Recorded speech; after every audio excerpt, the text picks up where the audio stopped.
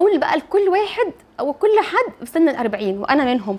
فطبطبي على نفسك، قولي لنفسك عديتي وقت كتير صعب، عديتي وقت كتير، فانتي نجوتي، انتي عديتي. مهما كان الوقت الصعب او في تحديات موجوده معانا دلوقتي وفي حاجات موجوده، بس هتعدي زي اللي عدت.